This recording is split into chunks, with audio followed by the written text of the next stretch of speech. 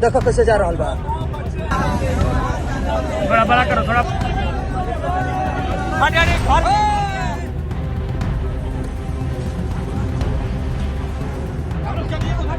अरे यार साला मजाक मत करो।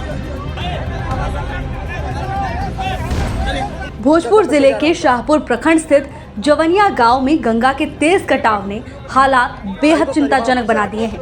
अब तक गांव का एक बड़ा हिस्सा कटाव की भेंट चढ़ चुका है और हालात हर दिन गंभीर होते जा रहे हैं।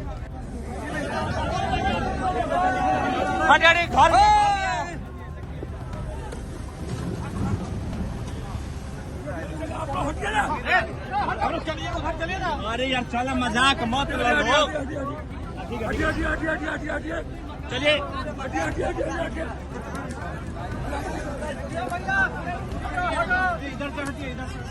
पूर्णिया सांसद पप्पू यादव ने खुद मौके पर पहुंचकर वहां की स्थिति देखी, प्रभावित परिवारों से मुलाकात की। पप्पू यादव ने कहा कि परिवारों का दुख दर्द सुनकर उनका मन व्यथित हो गया। यहाँ का 9 करोड़ चला गया, एक काम नहीं हुआ। बालू माफियाओं ने बालू निकालता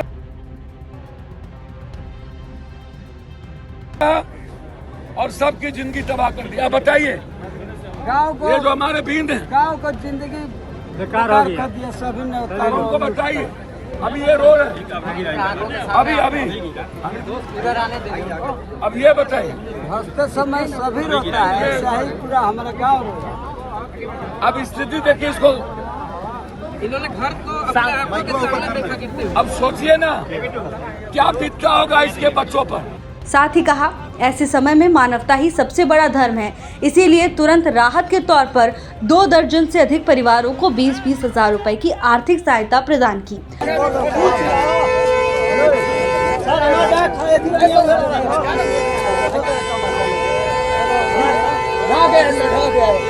घर वाला घर वाले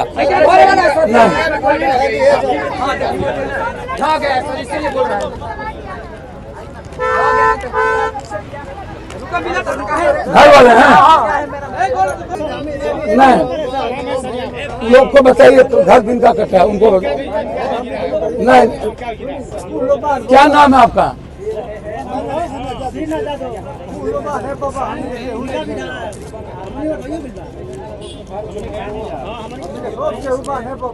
क्या नाम है? इनका कटा है, कटल बा।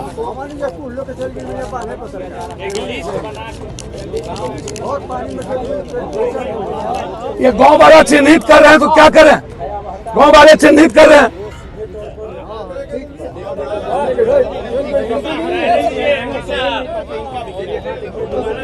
अब देखिए उनको,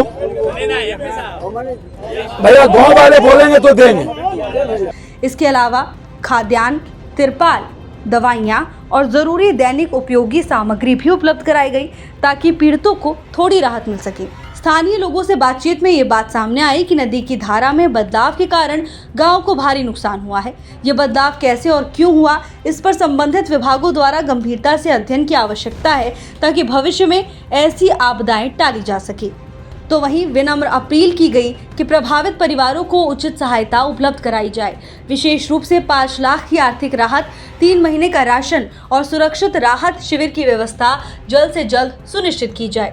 इसके साथ ही 400 एकड़ से अधिक में लगी फसलों को जो नुकसान पहुंचा है उसकी भी भरपाई की जानी चाहिए।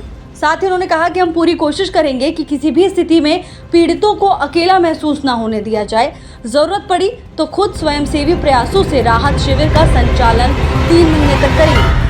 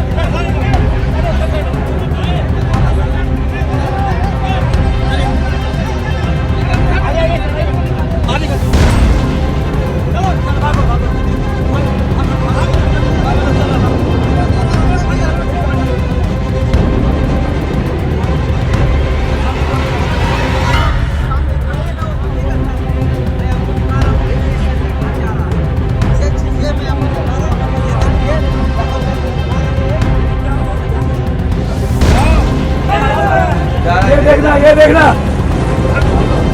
हाँ चल आप लोग हटिए ना भैया ये साला मजाक मत दे